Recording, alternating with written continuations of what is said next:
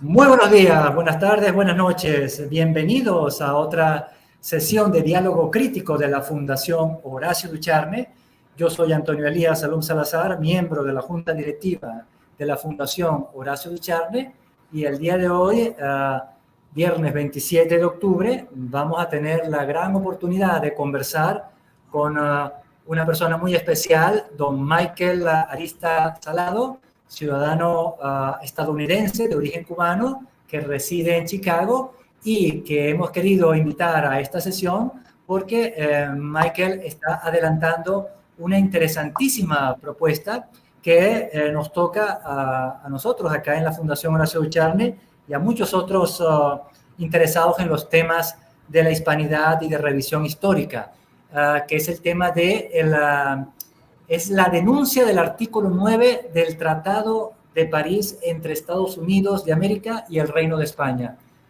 Es el tratado que pone fin a la guerra entre España y Estados Unidos de 1898 y que en virtud de ese tratado España renuncia a seguir administrando o teniendo algún tipo de soberanía sobre la isla de Cuba, y también cede las islas de Puerto Rico y también Filipinas y Guam. Entonces, este importantísimo tratado tiene un efecto poderosísimo sobre los habitantes y personas que están en estos territorios al momento de firmarse este tratado. Y resulta ser que don Michael, que es estudiante de Derecho, tiene cierta conocimiento jurídico, él se ha tomado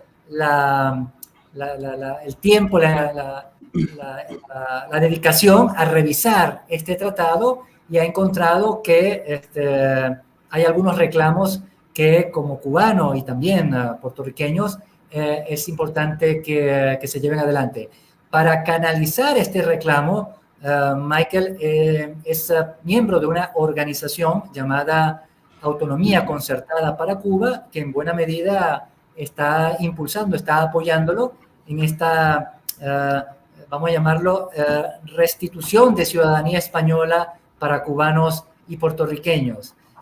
Antes de darle la oportunidad a Michael, quiero recordar a nuestros oyentes el blog de la Fundación Horacio Ducharme, para aquellos que no son familiares con nuestro trabajo, se los coloco acá. Esta es una organización de investigación científica ubicada en Ciudad Bolívar, Angostura del Orinoco, en Venezuela, que está interesada en el estudio de la ciudad, en particular de nuestra ciudad, Santo Tomás de Guayana, hoy Ciudad Bolívar, y en ese estudio nos hemos encontrado con la necesidad de hacer una revisión histórica, de chequear muchos de los eventos y episodios del pasado que han tenido fuerte influencia en nuestro actual presente.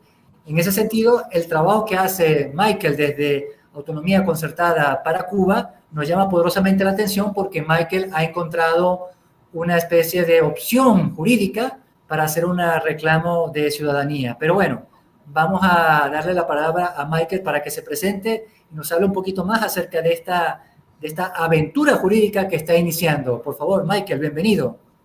Gracias por la invitación y gracias a la audiencia. Y tengo que aprovechar para agradecer a todas las personas que me han apoyado hasta este momento. Y o sea, la semana que viene, que voy a estar en España, hemos recibido apoyo increíble de grupos españoles, de manera que no puedo avanzar sin agradecer. Efectivamente, el Tratado de París ataca a España por dos vías, en dos pilares de la soberanía.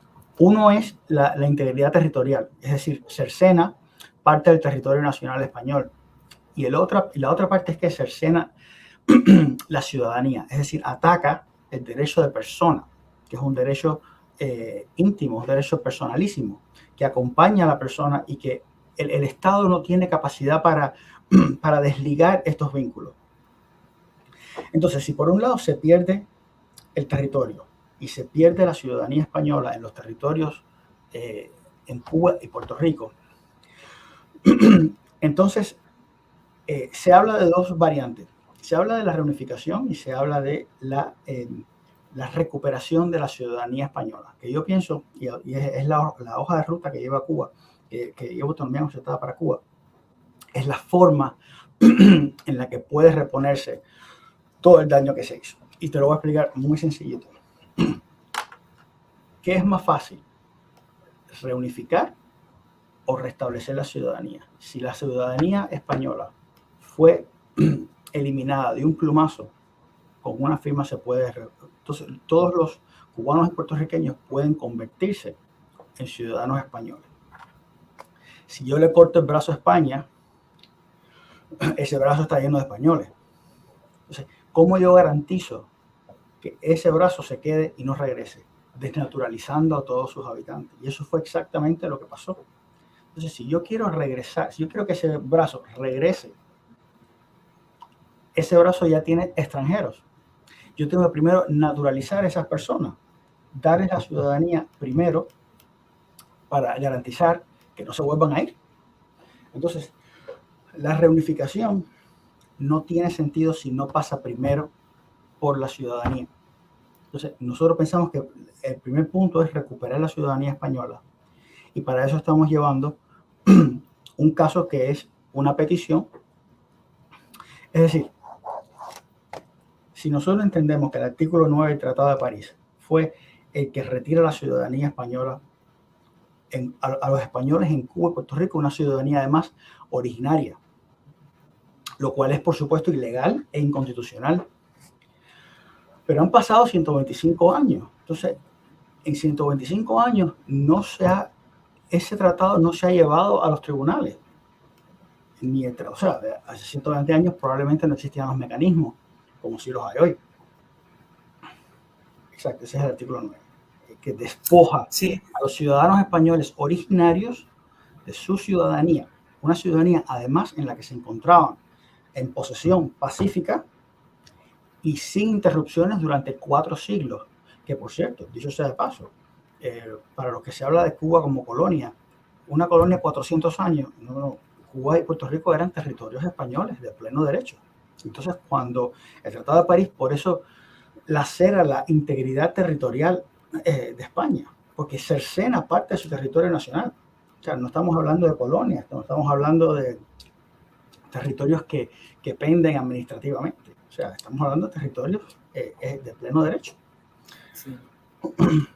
Entonces, quería un poco, Michael, si me lo permite, como yo sé que mucha gente no conoce el artículo 9 de este tratado, quería colocárselo en pantalla y si tú me permites, me gustaría leer el artículo 9 porque este es el artículo básicamente del tratado y es muy interesante porque el tratado tiene, ¿cuántos artículos tiene? Como 15 o 20 artículos. Pero Michael solamente apunta a denunciar el 9, que es el que estoy acá mostrando en pantalla. Es decir, básicamente Michael está pidiendo que ese artículo sea anulado. Y ese artículo literalmente reza lo siguiente. Esto es el artículo del tratado firmado el 10 de diciembre de 1898 entre el Reino de España y los Estados Unidos de América para terminar la guerra. Dice así el artículo. Los súbditos españoles naturales de la península, residentes en el territorio cuya soberanía España renuncia o cede por el presente tratado, podrán permanecer en dicho territorio o marcharse de él, conservando en uno u otro caso todos sus derechos de propiedad, con inclusión del derecho de vender o disponer de tal propiedad o de sus productos, y además tendrán el derecho de ejercer su industria, comercio o profesión, sujetándose a este respecto a las leyes que sean aplicables a los demás extranjeros. En el caso de que permanezcan en el territorio, podrán conservar su nacionalidad española haciendo ante una oficina de registro dentro de un año después del cambio de ratificaciones de este tratado, una declaración de su propósito de conservar dicha nacionalidad. A falta de esta declaración, se considerará que han renunciado dicha nacionalidad y adoptado la del territorio en el cual pueden residir. Los derechos civiles y la condición política de los habitantes naturales de los territorios aquí cedidos a los Estados Unidos se determinarán por el Congreso.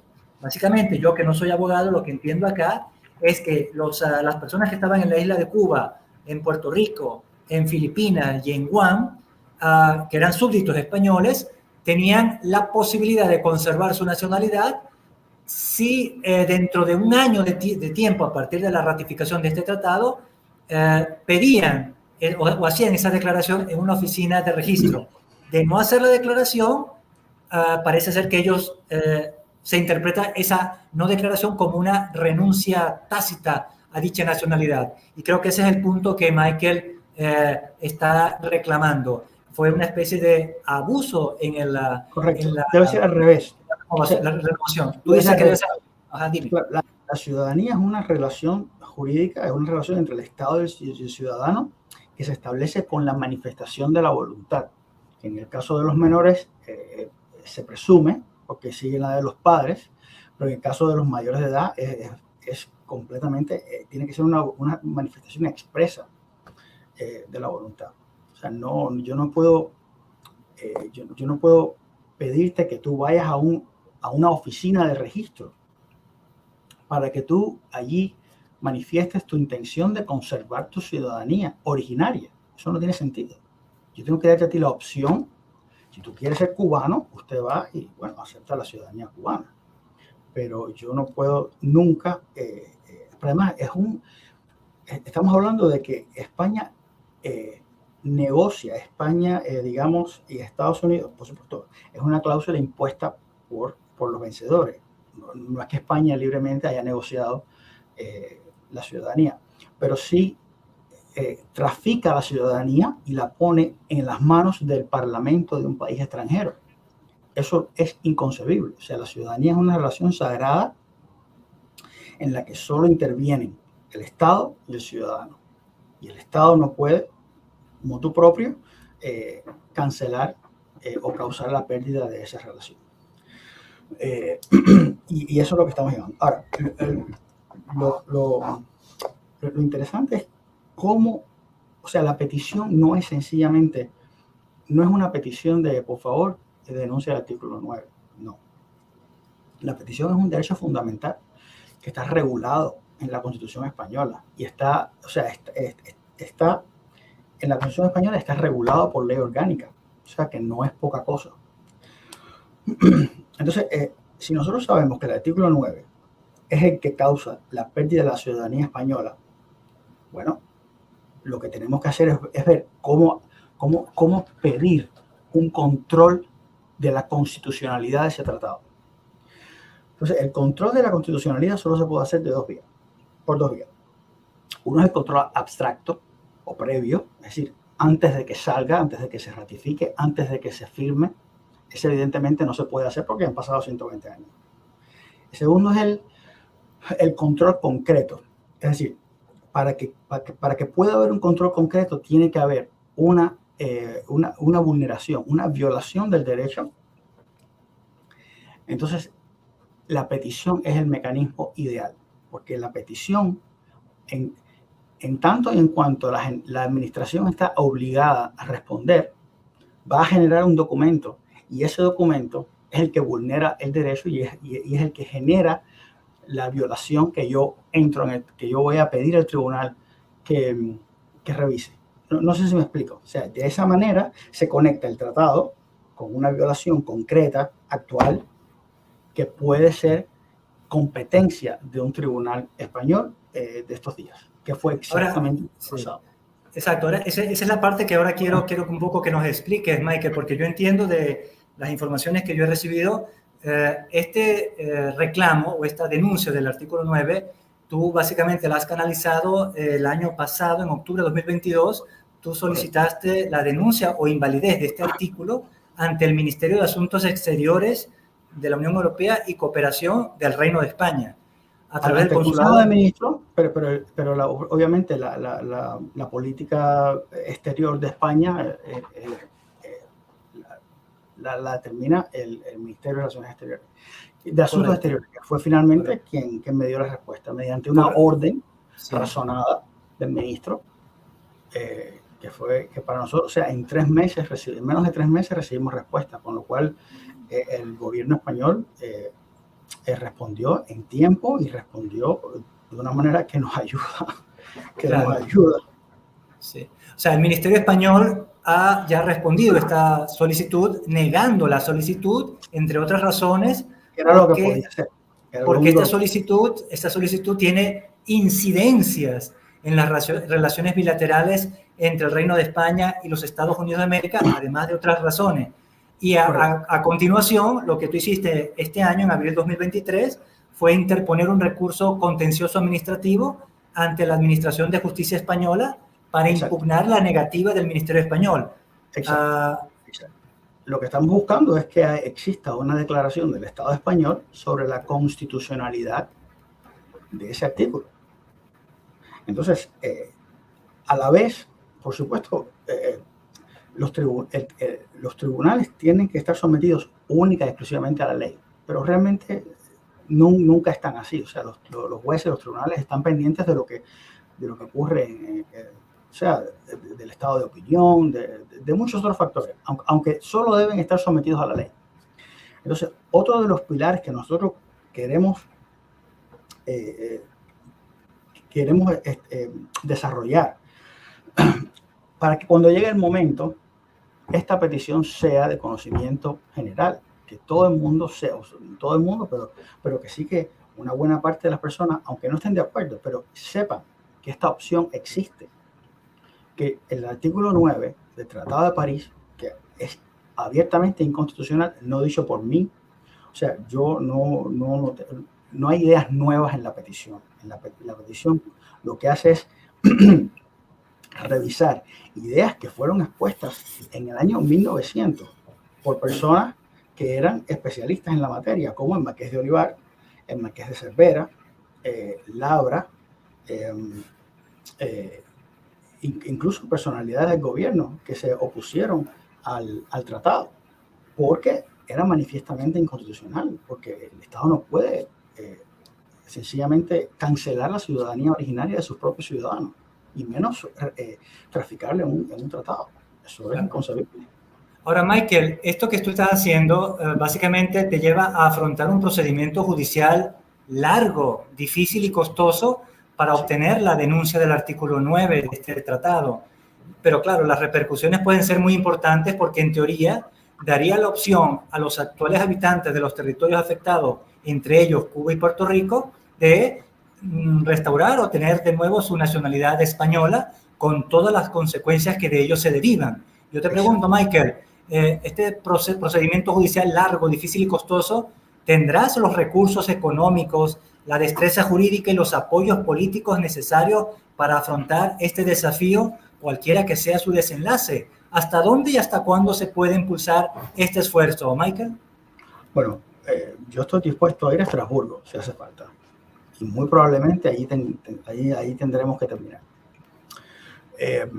Pero por supuesto, estos esfuerzos que estamos haciendo de entrevistas, de viajar, de tratar de que el tema salga del mundillo nuestro, para que entre a la población general, y que todo apoyo es bienvenido y se necesita. O sea, estamos hablando que en la medida en que este procedimiento vaya subiendo, o sea, la entidad del tribunal vaya subiendo, ahora mismo, por ejemplo, está en la Audiencia Nacional, pero posiblemente va a estar en el Tribunal Constitucional en unos meses, y probablemente en Estrasburgo va a estar en 8 o 10 meses. Y entonces hay, por supuesto, la representación letrada es costosa, los procuradores, los gastos que implica el cotejo de jurisprudencia, o sea, hay una serie de gastos, además de la propia propaganda que hay que hacer. Entonces la organización que tú presides, Autonomía Concertada para Cuba, debería de alguna manera recaudar fondos para llevar adelante todo este esfuerzo, Michael. ¿Cómo van a hacer en ese caso, Michael? Bueno, en la medida en que la organización, yo la presido, pero no, en la medida en que crezca, los propios miembros tenemos que organizando, ir asumiendo funciones dentro de la organización, porque Autonomía Concertada para Cuba está aquí llegó para quedarse. O sea, podemos tener unos mínimos y unos máximos. Entre los máximos puede ser que en una Cuba plural, Autonomía Concertada para Cuba impulse o sea, dentro de un Congreso plural cubano exista una fuerza política que quiera acercarse a España. No sabemos cuál será el desenlace, pero dentro del mínimo y los máximos hay todo un abanico de opciones que no podemos... Entiendo que entre los miembros existen personas en la península, en España, y también personas en Cuba y también personas en Estados Unidos, o sea que tienes bastante, digámoslo así, apoyo en cuanto a miembros de esta organización. Está creciendo y esto, o sea, es algo que no me esperaba, que día a día se van incorporando personas y dicen, oye, supe de esto, supe de lo otro, me ha interesado. O sea, es algo que me llama mucho la atención. No esperaba una respuesta de esa manera. Incluso teniendo en cuenta que la educación cubana y la forma en que se enfoca la historia es bastante crítica con España. O sea, porque se hace con el objetivo de justificar la independencia, de justificar después los hechos históricos que ocurren luego, a mediados del siglo XX. Entonces, a pesar de todo eso, me ha sorprendido mucho la buena acogida que está teniendo Autonomía Consultada para Cuba. Claro, porque esto que estás haciendo, digamos, puede afectar no solamente a cubanos y puertorriqueños, sino a muchos otros hispanoamericanos o viejos españoles. No es la primera vez que este tipo de iniciativas se llevan adelante. Claro, la novedad acá es que tú estás pidiendo la denuncia de un artículo específico de ese tratado. Pero, Michael, es inevitable comparar este esfuerzo que tú estás llevando adelante con otras iniciativas de reclamo de nacionalidad española que han ocurrido en el pasado reciente. Cabe mencionar, por ejemplo, el caso de los descendientes de los judíos españoles o sefardíes expulsados en 1492, que a través del Congreso de los Diputados de España obtuvieron la creación de una ley, la 12-2015, que les restituía los derechos de nacionalidad y ciudadanía española a los sefardíes que así lo consideraren y solicitaren al gobierno del Reino de España. Con esta ley, miles de sefardíes repartidos por todo el mundo hicieron uso de la misma, muchos de ellos con éxito. Interesante es notar que, por ejemplo, el historiador ecuatoriano Francisco Núñez del Arco, famoso por el libro Quito era España, impulsa una petición de carta de naturaleza para todos los hispanoamericanos ante el Congreso de Diputados de España, argumentando que en este caso habría más razones para reconocer la nacionalidad española a los hispanoamericanos, quienes tampoco habrían perdido su nacionalidad española. No parece que el Congreso de Diputados de España tenga esa petición entre sus prioridades. Entonces, yo te preguntaría, Michael, ¿hasta qué punto podría ser más conveniente impulsar una vía legislativa en lugar de una vía judicial como la que tú estás intentando para que los cubanos puedan retomar su nacionalidad española? El caso sefardí muestra que la vía legislativa puede ser más expedita que la judicial. ¿No han analizado esas dos vías, Michael? A ver, la vía legislativa es totalmente contraproducente. En el caso de los judíos sefardíes, que además que la tienen bien merecida, además de siglos de persecución que han sufrido, desde 1860 y tanto, finales del gobierno, a finales del reinado de Isabel II, ya empiezan, hay primeras legislaciones después en los años 20, o sea que eso no es algo que se descolgó del Congreso en 2015, sino que hay todo un lobby, hay además propiedades que fueron confiscadas. Cuando hay derechos patrimoniales, hay además un Estado de Israel. Un Estado de Israel puede nombrar embajadores y pueden poner este asunto en el orden del día de tú a tú con el ministro de Relaciones de Asuntos Exteriores o con el presidente del gobierno. O sea que dentro de la situación de los judíos sefardíes, aun cuando la ratio es la misma, es una situación que tiene matices. Entonces, la vía legislativa es contraproducente porque se trata de un derecho fundamental. los derechos fundamentales nunca se ponen a votación, porque existe un mecanismo más eficiente que procura la defensa de los derechos fundamentales. Y ese mecanismo está integrado en la función judicial que tiene el Estado. Usted va al tribunal y le pide al tribunal, además no hay que hacer ninguna ley, la ley ya existe, la ley existe. Lo que hay que decir es el tribunal, esta ley existe antes de que existiera España. Entonces, reconóceme esa condición de español que me fue cercenada. Te refieres a la ley de nacionalidad española, ¿no? Exacto. En el caso de los cubanos y puertorriqueños, la ley ya existe. Está, además hay muchísimas leyes, está en los textos constitucionales. O sea, es decir, mira, cercenar la ciudadanía española es algo inconstitucional. No solamente viola el derecho interno español, viola el derecho internacional. Entonces es una violación doble que causa responsabilidad internacional. Entonces no hay necesidad de hacer ninguna ley. Pero además, ¿cuánto es el Congreso de Diputados español? Como, no sé, 280, 300, no sé, 300. 200 tanto, sí. Ponle 250 más senadores. Eso es lo que es convencer a la mayoría. Pero además, un derecho fundamental probablemente tienen que ser regulados por ley orgánica porque es mayoría cualificada. 2/3 es 3/5 partes. Entonces, ¿por qué razón los políticos españoles van a aprobar una ley que se puede arguir que no les conviene? O sea, la función de la protección de los derechos fundamentales está ahí para eso, para que no tenga que depender de una votación o que no tenga que depender del favor político. Están ahí que los derechos fundamentales tienen que cumplirse, no pueden someterse a votación. Sí. No, claro, como tú bien dices, en el caso de los sefardíes seguramente un factor de cabildeo, de búsqueda de apoyos entre los parlamentarios fue bastante clave para que este proceso saliera adelante. Algo así también habría que hacer en el caso que tú estás llevando a consideración. Quiero tomar este comentario que nos está haciendo Procrastinado, uno de nuestros asistentes a esta sesión, a quien los saludo y le mando un abrazo desde el Orinoco.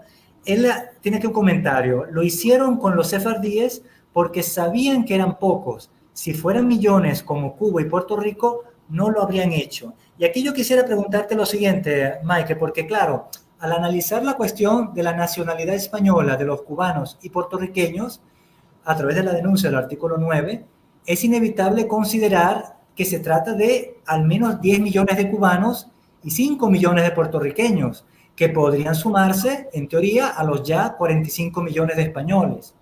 Pero también podría aplicarse a los 110 millones de filipinos. Estas cifras seguramente afectarán la sociedad española. Esos efectos pueden ser impredecibles.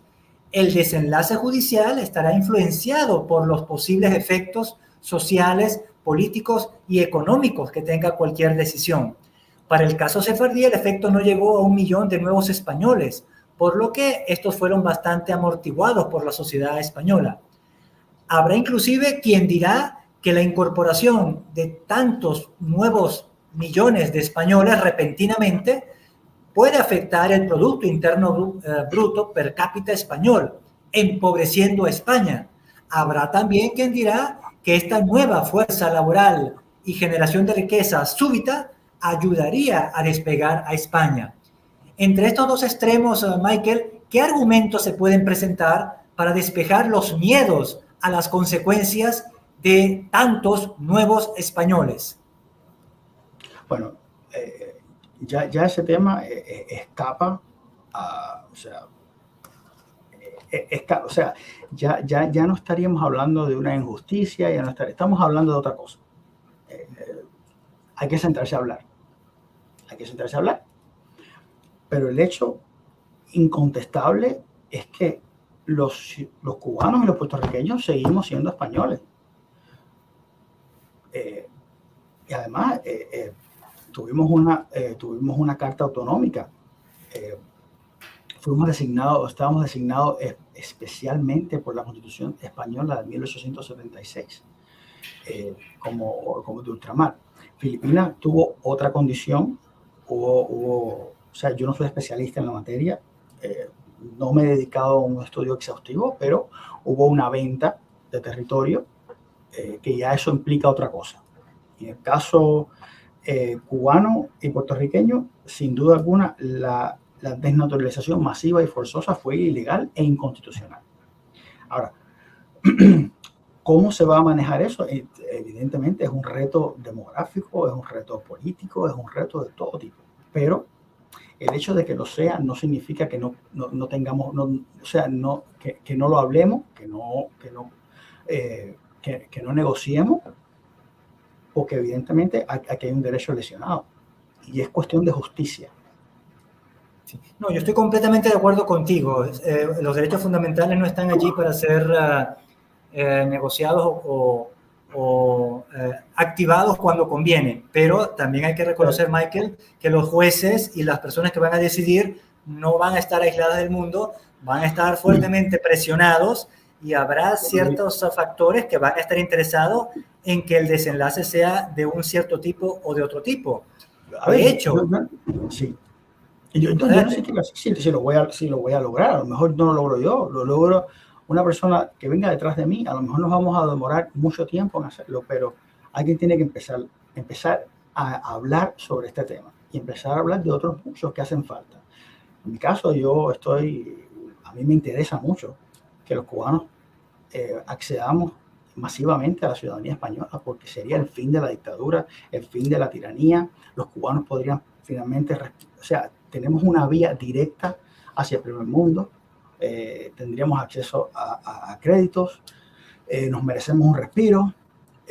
O sea, yo tengo un gran interés en que funcione. Por supuesto, no está completamente en mis manos, pero ciertamente, en la medida en que también los cubanos, puertorriqueños, creamos en la idea, nos compremos la idea, y los españoles también, yo pienso que puede ser mucho más fácil, podemos llegar más rápido a donde queremos.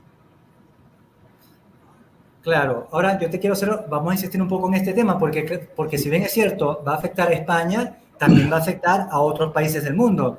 En primer lugar, a los gobiernos de Cuba, a Puerto Rico e inclusive de Estados Unidos, porque tú estás ahorita residenciado en Estados Unidos, tienes, digamos, cierta sensibilidad acerca de cómo pueden ser tomadas estas cosas desde el punto de vista estadounidense. ¿Hay alguna consideración acerca de si el gobierno de Estados Unidos saltaría o dejaría pasar o rechazaría que a los cubanos se les dé la oportunidad de ser españoles con esta denuncia? Porque, claro, las consecuencias tal vez van a ser bastante importantes. Y en el caso de los puertorriqueños también, Bueno, miedo no nos puede detener. Y por otra parte, Cuba, el Estado cubano es un Estado que causa desestabilización en toda la región. Además, es un Estado que colabora con el terrorismo, es un Estado promotor de situaciones de esclavitud. O sea, es un Estado, o sea, si algo puede hacer tambalear al Estado cubano, yo creo que le conviene a Estados Unidos. Yo no creo que los cubanos y los puertorriqueños seamos tan importantes para Estados Unidos. Y si vamos a pasar a otro país de la OTAN, menos, porque hay una convergencia de valores, o sea, de democracia. No creo que sea un problema. Pero bueno, algunos cubanos y algunos puertorriqueños piensan que es el país más importante para los Estados Unidos. Yo no creo que sea tan importante. Yo creo que Estados Unidos le quitó el pie a Cuba hace mucho tiempo, como se lo quitó a Venezuela, como se lo ha quitado. Entonces está ahí, es una especie de contención, pero al final, si queremos la libertad, tenemos que hacerla nosotros. Y esta es la forma en que yo pienso que yo puedo contribuir a ella. Michael, tu organización Autonomía Concertada para Cuba en cierta medida trata de reproponer el concepto de comunidad autónoma cubana. Correcto. que existió alguna vez antes de 1898 y que también, por ejemplo, se aplicaba, creo que al caso de Puerto Rico, como comunidad autónoma dentro del Reino de España. No es un secreto, Michael, hoy en día la crítica situación política del Reino de España con estas comunidades autónomas o autonómicas que actualmente muchas de ellas están abogando por la ruptura del país. El sistema español de partidos políticos está en entredicho por el resultado de su desempeño, que no parece muy cónsono con el interés nacional actualmente. En esta circunstancia, la aparición de al menos dos posibles nuevas comunidades autónomas o autonómicas, como la de Cuba o la de Puerto Rico, no podrían atizar los existentes partidos separatistas en las otras comunidades del Reino de España. ¿Hasta qué punto puede el sistema español, con sus actuales dificultades, asumir la incorporación de más comunidades autónomas sin reformar la estructura política administrativa o inclusive el entero sistema político, Michael? Bueno, España está en ese punto hace 500 años y sale adelante. O sea, no creo que sea tanto problema. De todas maneras, la incorporación de una Cuba o de Puerto Rico como comunidad autónoma es un paso, es el último paso, es lo último que se hace. Por lo tanto, como ideal, yo estoy convencido de que a Cuba le iría mejor dentro del ámbito político cubano. Ahora, yo no tengo la facultad para decidir cuál va a ser esa relación. Eso es una decisión que deberemos tomar todos los cubanos en consenso, y a lo mejor ni siquiera es esa, pero por lo menos que sea una opción. Dicho ello, hay que hacer muchas cosas para llegar a ser comunidad autónoma o entrar en una libre asociación con España o entrar en algún tipo de acuerdo. Y para cuando llegue ese momento, yo creo que vamos a tener muchas respuestas dadas que ahora no tenemos respuestas. Pero sí quiero que quede eso claro. O sea, aunque nuestra organización se llama Autonomía Concertada para Cuba, está inspirada en el autonomismo, está inspirada en ese momento en que Cuba se entraba en España como una autonomía. Estamos claros que no va a ocurrir mañana, ni es algo que podemos decidir nosotros. O sea, es algo, yo puedo llegar mañana y decirle a España, acéptame como autonomía. España va a decir, no, espérate, tú no tienes infraestructura y tu hermana, Puerto Rico, tiene $80,000 millones en deuda, así que calma. Entonces, ¿quién va a pagar eso?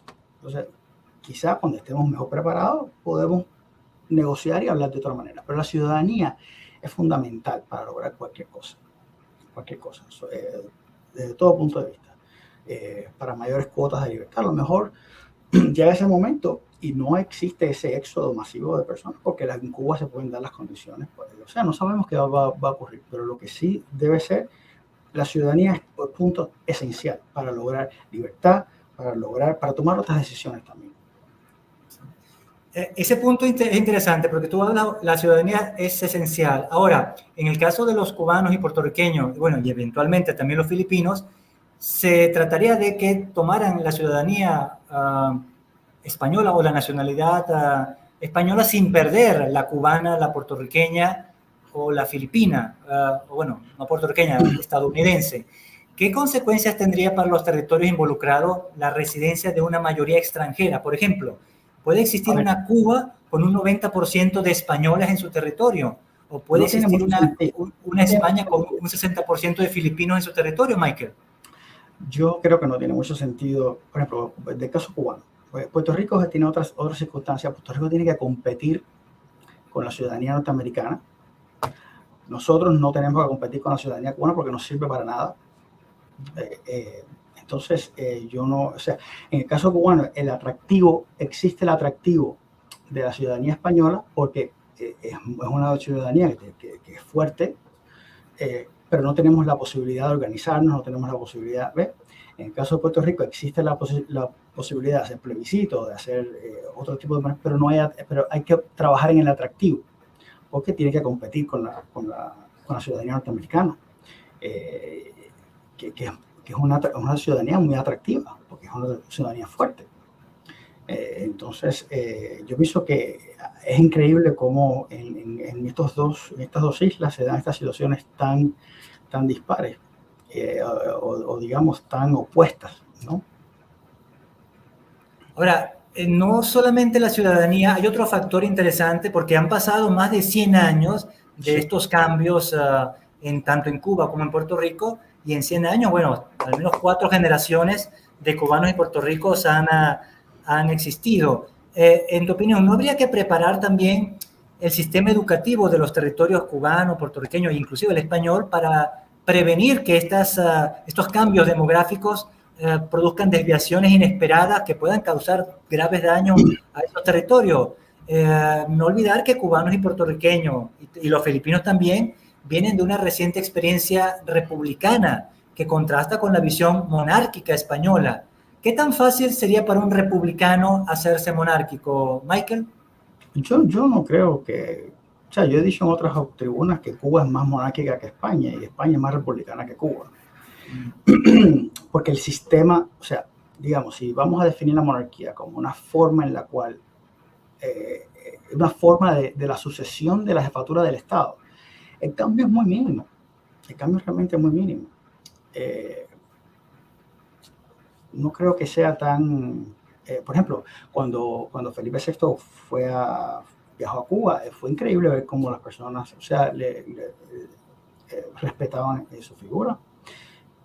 No creo que tenga mucha trascendencia republicano o monárquico, porque además el republicanismo en Cuba no tiene un fundamento filosófico fuerte. De hecho, por ejemplo, las repúblicas mambisas, la república creada en la constitución de Legimaboyo de la Yaya, tenía muy poco de republicano.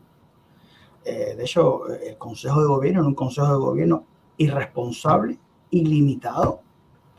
Un Consejo de Gobierno que luego Fidel Castro dice que bebe de él.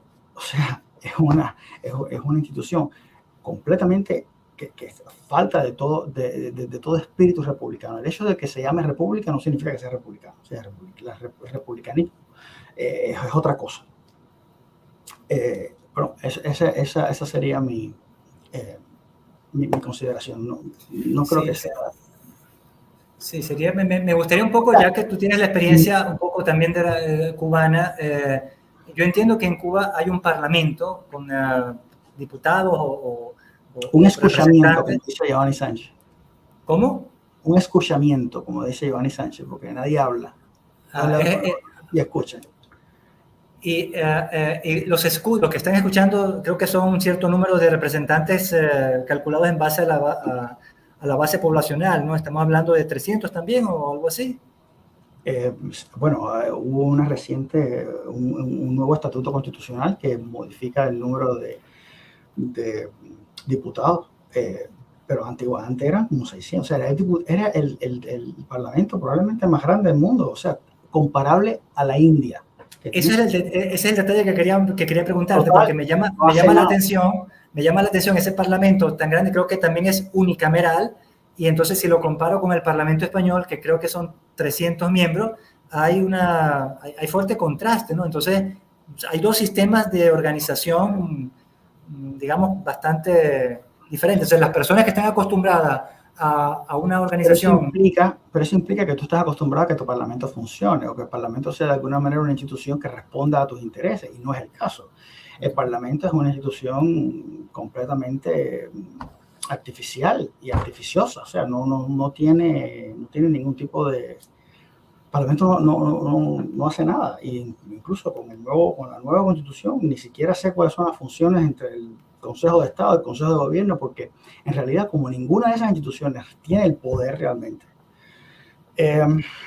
Yo me acuerdo cuando estaba estudiando Derecho que hubo una resolución del ministro para subir las tarifas eléctricas, y un decreto del Consejo de Ministros que subía la tarifa eléctrica, y una resolución de un ministro para cambiar la moneda. O sea, es algo tan que que es de una entidad grande como el cambio de moneda. Debería ser algo que lo haga el gobierno, no un ministro. Y una tarifa eléctrica no tiene por qué, bueno, en fin, que las funciones están muy... Sí. Fíjate, yo estoy revisando acá algunos datos que como nosotros acá en la Fundación tenemos estas investigaciones sobre la ciudad, hicimos una vez una comparación entre parlamentos de diferentes países. Yo tengo precisamente acá los datos. El Parlamento, al menos esto creo que es para el 2000, esto es para el 2006, el Parlamento español tenía 350 parlamentarios y eran escogidos a través de listas proporcionales. En cambio, el cubano tenía más, tenía 609 parlamentarios y allí se aplicaba doble ronda, es decir, hay un voto, se hace, ¿cómo se dice? Un segundo balotaje, una segunda vuelta en la elección de los parlamentarios cubanos, al menos de los datos que yo tengo acá. Claro, pero eso no es realmente... llama la atención que el Parlamento cubano tenga el doble de parlamentarios del español y tenga menos personas. O sea, en Cuba habrá 10 millones de personas, en España hay 44 millones. Entonces, Cuba, que tiene menos gente, tiene más parlamentarios que España, que tiene más gente. Entonces... Pero estás asumiendo estás asumiendo que los parlamentos funcionan de manera, o sea, funciona, y el Parlamento cubano no funciona. Es un paripé, realmente no hay proceso allí. O sea, las leyes se aprueban, que son las leyes, todas se aprueban por mayoría. O sea, digo, por unanimidad. O sea, ¿en qué parlamento? Con 600 no sé cuántos diputados van a ser por unanimidad. O sea, como tú dices, no es un parlamento, es un escuchadero. Escuchamiento. No es mío. Yo se lo leí a Giovanni Sánchez. Está bien. Bueno, no, pero es bueno saber tu perspectiva al respecto, ya que tú pasaste en Cuba 15 años, creo, o más de 15 años. 22 años. Entonces tienes bastante claro cómo funciona el sistema. Bueno, ya llegando un poco al final, casi ya completando la hora de esta sesión, Michael, yo sé que estás planeando viajar a España para seguir con este proceso judicial en la Administración de Justicia Española. Me imagino que tendrás algunas citas allá en la península. ¿Puedes hablarnos un poco de las actividades que vas a desarrollar próximamente para que las personas sigan de cerca lo que está pasando con esta denuncia del artículo 9 del Tratado de París? Michael, por favor. Sí, cómo no. He tenido la dicha de conocer a un grupo de hispanistas españoles, organizaciones que se dedican a promover este tipo de ideas, y el apoyo ha sido increíble. Voy a estar en Madrid el día 5, en Murcia el 6, en Valencia el día 7 y en Barcelona en Club Empel el día 8. Y vamos a cubrir esas 4 ciudades y vamos a estar hablando sobre esta o sea, de esta demanda. Ya no es una petición, ahora es una demanda que está en la Audiencia Nacional con el objetivo de que el Estado español declare el artículo 9 inconstitucional y de entonces se permita que los cubanos y puertorriqueños accedamos a la ciudadanía de nuestros mayores, que fue ilegalmente conculcada. Bueno, existe una fuerte presencia o población cubana en la península, creo entender. Entonces ellos también seguramente estarán muy interesados en seguir las actividades que llevas adelante. Ojalá que sí, claro. Sí, por supuesto, sobre todo en los últimos años que ha habido un éxodo más pronunciado de cubanos, no solamente España. O sea, la situación en Cuba es tan desesperada, es tan crítica que el éxodo es a una velocidad aún mayor de la que estamos acostumbrados a ver. Si estas personas, digamos... salir, por suerte. Sí. Si las personas que están en España, los cubanos que están en España desean, por ejemplo, formar parte de tu organización Autonomía Concertada para Cuba, ¿cómo hacen para acercarse a ustedes? ¿Tienen un correo? ¿Tienen un sitio? ¿Tienen una manera de contactar? Tenemos un sitio que es autonomiaconcertadaparacuba.org. Tenemos nuestro un correo electrónico que es presidencia@autonomiaconcertadaparacuba.org, y estamos en redes sociales como Autonomía Concertada para Cuba o Cuba Española, y estamos ahí, herederos de Juan Ramón Morales y todo está, o sea, estamos construyendo algo sobre los hombros de otros grandes cubanos hispanistas que llevaron muchos años trabajando, incluso Ferran Núñez, por ejemplo, que fue quien hace la arquitectura de nuestra organización. Es obra de Ferran Núñez. Perfecto. Estoy aquí copiando el sitio para que las personas que vayan a ver este video en Twitter, estamos en Facebook, puede ser Cuba Autonomía o Cuba Española o Autonomía Concertada para Cuba. Sí.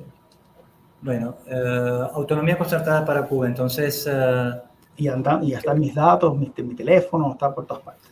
Creo que también tienes Instagram, ¿verdad, Michael? Instagram, Autonomía Concertada para Cuba. Cuba Autonomía, sí. Cuba Autonómica, ok. Entonces, quería ponérselos acá para que lo tengan. Bueno, voy a buscarlo y si tengo chance, entonces, Cuba Autonómica. Cuba Autonomía. Cuba Autonomía en Twitter. Ok, aquí está. Vamos a ponérselo en el video para que las personas puedan... a ver, ahí está. Instagram, Autonomía Concertada Cuba. Ahí lo tengo. Sí, perfecto. Bueno, Michael, ha sido bastante interesante hablar contigo. Siempre se aprende con los abogados, bueno, los expertos en materia jurídica, ciertas vías para solucionar algunas inquietudes, algunos problemas a los cuales tenemos que enfrentar de alguna manera. Entonces, algo debe servir el derecho, ¿no? Claro, ¿no? Por supuesto. Y esa propuesta que hace de denuncia del artículo 9 es realmente una innovación. O sea, yo no he visto nadie que lo haya hecho antes y en ese sentido te felicito por tomar esta valiente decisión y tener el coraje de impulsar este procedimiento, y yo te deseo la mejor de las suertes y cuenta con el apoyo desde acá, desde la Angostura del Orinoco en Venezuela, la Fundación Horacio Ducharme. Cuando quieras hablarnos acerca de cómo va el proceso o quieras darnos la buena nueva de que la sentencia judicial ha sido favorable y has ganado el juicio, queremos ser los primeros en anunciarlo al mundo porque que realmente es un trabajo, yo sé que es un trabajo nada fácil. Tú has tenido que estar bregando con diferentes abogados, expertos jurídicos, documentación, recaudos, y todavía queda mucho, sí. Muchos actos que realizar. Entonces, sí, muchas gracias. Yo te mando un fuerte abrazo acá desde el Orinoco en Venezuela y éxito para todo aquello que estás emprendiendo con esta denuncia del artículo 9 del Tratado de París. Y bueno, para los que nos están escuchando, deseo invitarlos a una próxima sesión de diálogo crítico con la Fundación Horacio Ducharme, siempre interesada en estos temas del ámbito hispanista y del ámbito de revisión historiográfica. Hasta la próxima y que la pasen muy bien.